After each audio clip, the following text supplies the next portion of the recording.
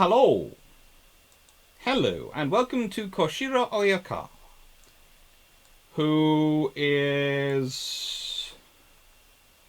how do I put this politely? Or...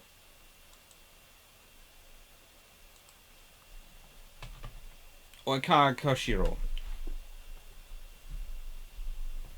Thankfully, the Japanese Navy must have been so happy to get him put in post. They really must have been. Anyway, before I get started on him, and what he does manage to achieve, which isn't much, but there again, he's appointed as Chief of the General Staff, Chief of the Imperial Japanese Naval Staff, 22nd of August 1944 to May 1945. He doesn't really have much of a chance.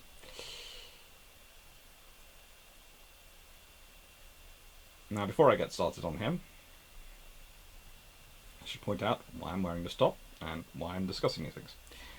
So, if you've watched many of these videos before, you will know that my aunt, I love my aunt dearly, and the way my family works is we set each other family bragging rights bets. And she sent me one back at the beginning of this channel saying you'll never get to 1,000 subscribers. I beat that. She's now sent that one. If I get to 13,000 subscribers by December 31st, 2021, she and my uncle will take a picture wearing Blackburn face masks, which you can find on the Spreadshirt site, which is the link is down below. Please subscribe, share if you like the videos, like them.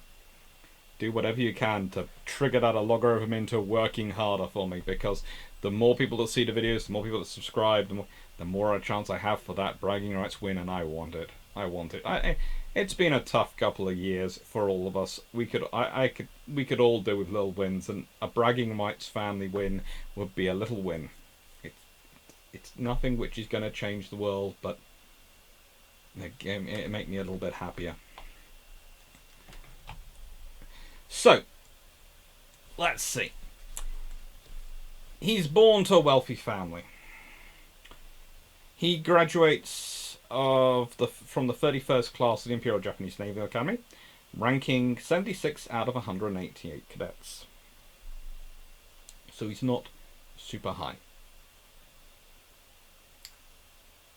He had been born in 1883, he'll die in 1958, and he serves 1903 to 1945. He is in no ways a superstar, but in every way that matters is. He serves the Russo-Japanese War as a midshipman on the Chiyoda during the Battle of Tsushima.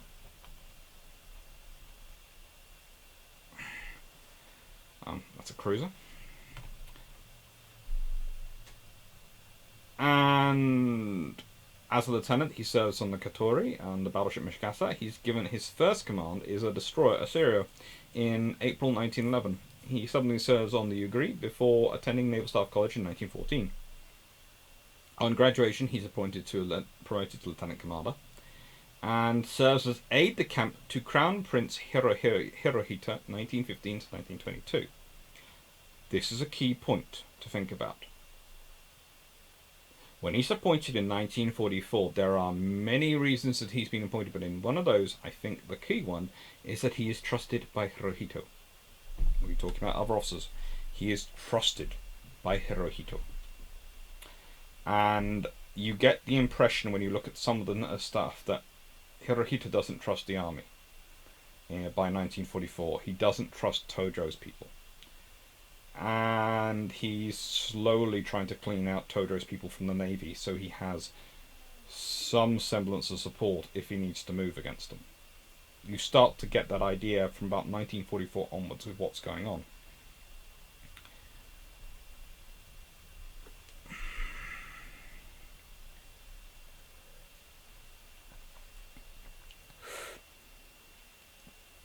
He's promoted to Rear Admiral by 1928. So this is an officer who you wouldn't say at the beginning of his career is stellar. But within 6 years after being appointed a lieutenant commander, and serving as aide-de-camp to Crown Prince Hirohito. He's a rear admiral. That's dramatic. In 1930, he serves in the Imperial Japanese Naval Staff, and in 1932 becomes director of the Imperial Japanese Navy Academy. This is a starting of quite a stellar ring. There is a difference between serving as an instructor and being director of the academy. Director of the academy says you're appreciated for some reason. He becomes Vice Admiral in 1933. He supports the London Naval Treaty and is a prominent member of the treaty faction within the Navy, i.e. that's the faction which wanted to live within the treaties and work with them. He subsequently serves as Commander-in-Chief, 3rd Fleet, the head of the Imperial Japanese Naval Aviation Bureau, where he tries to reform certain systems, but comes up against quite a lot of problems, the China Area Fleet, 1938, the Yokosuka Naval District in 1940, and becomes a full admiral in November 1939. He serves as Minister of the Navy, September 1940 to October 1941. In the second and third cabinets of Prime Minister Fumimaro Kono. And he strives to maintain ties with the USA and with London. He actually instructs his naval attaches to work with the ambassador to try to prevent war from breaking out. He doesn't want war. He's part of the treaty faction, but he's also part of the faction. And remember, this is a faction which transcends both the treaty and the navy faction, that realise that war with America is not going to be good. The navy faction think, well, war's coming, so we need to build up and prepare for it. And the treaty faction think, well, the best way we can do is try to avoid war, so we have to keep within the treaties. And he strongly opposed suggestions that Japan should declare war on the Soviet Union in 1941. He didn't think that would be sensible.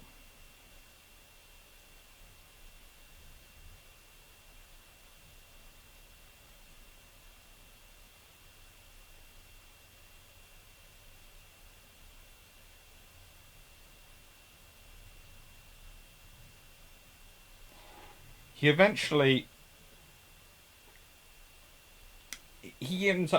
serves as the Naval General Staff from 1944 to May 1945. And the reason he retires, the reason he leaves the post, is because it's felt that if they put Toyoda Soemu in charge of the Japanese Navy, then, how do I put this? As an Oita native, he will have a far better link with the Oita-born leadership of the Imperial Japanese Army.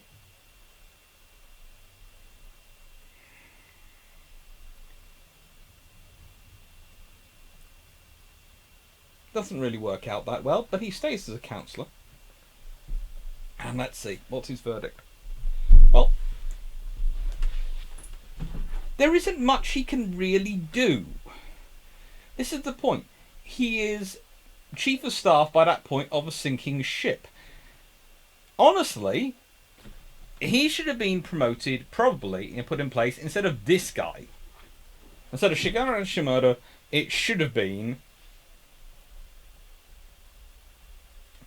Koshirō Oikawa. Because, yes, he's treaty faction, but at least he'd have run the Navy well.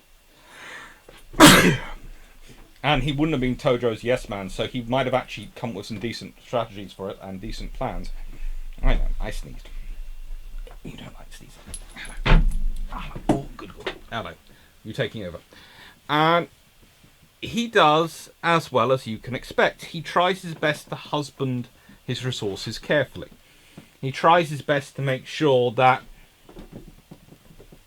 he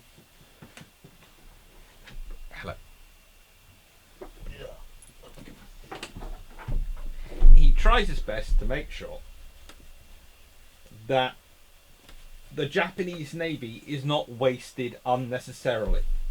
That when they suffer losses with a purpose.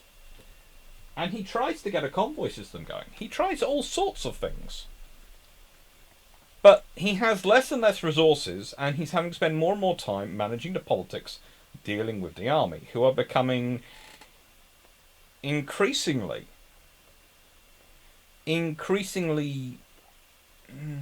how do I put this?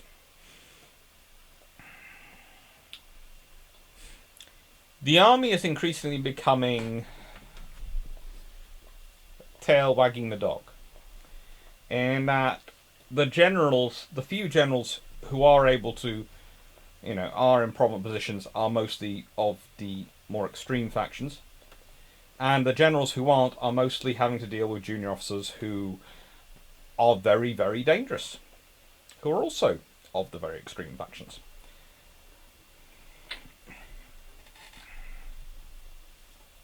Hello.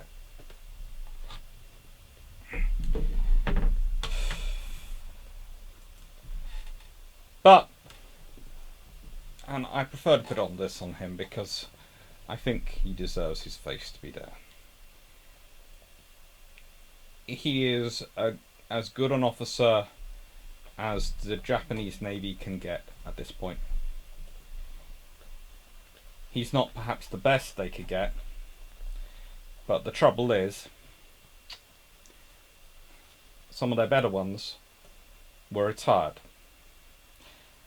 And there is an officer who will be discussed later who is retired and who's called back into service. And he is the only officer ever to be called back into service from retirement in the entire history of the Imperial Japanese Navy. And that tells you how important he was. So, what have we got coming up? Well, these are going to go probably to the 23rd, as I'm probably going to be doing 14. Might even go to the 24th, as I might end up doing 15. There's a debate over which of the last people I should do for the 14th. The Fluffy Research Assistant has one favourite, I have another favourite, and he is very persuasive with his arguments. Stop. Don't lick the iron brew glass. I don't want a poodle high on iron brew. That's a little bit strong for you, Fluff. So, hope you enjoyed, and hope you find it interesting. I'm going to try and do more about these officers when I can. I have got books on order which I have found in various centres of places which are not exactly in English, but I have a friend who's prepared to go through and translate for me. And so I have ordered them, and they are going to start working on translating some of them for me. And hopefully I will be able to use those sources to do better, longer videos about these people, these officers at some point. At the moment I'm limited by their English language sources available, and that really does come down to one book, which is Richard Fuller's Shokan, Hirohito's Samurai, which was published in 1992, and it's good, but it has flaws. It's very, very focused on a very specific look at the people.